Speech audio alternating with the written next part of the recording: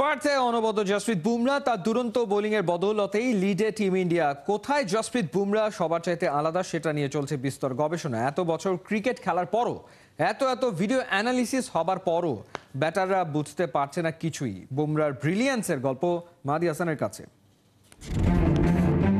ওয়াকার, ওয়াসিম, শোয়েবের মতো fast bowler কখনোই তৈরি হবে না ওখানে। আরে ভারতের ওয়েদারই তো পেসারদের উপযোগী নয়। এক সময়কার বহুল চর্চিত ন্যারেটিভগুলো এখন অচল।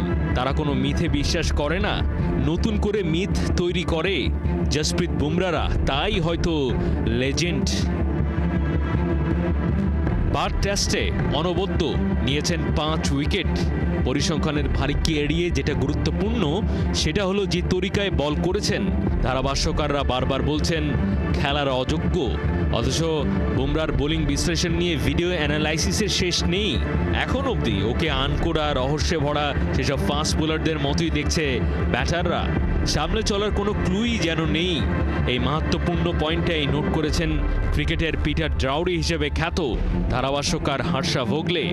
বুমরাকে নিয়ে সারাক্ষণ বিশ্লেষণ করে প্রতিপক্ষ, কিন্তু দৃশ্যত সব চেষ্টাই যাচ্ছে জলে। ওকে কিভাবে খেলতে হবে আজ অবধি কেউ বুঝতে পারল না।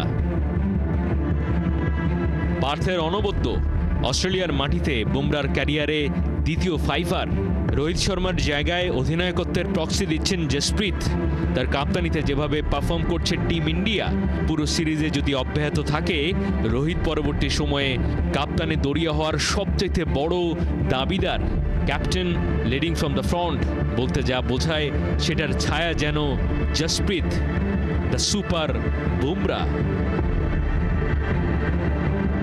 মাহদী হাসান, ৭১।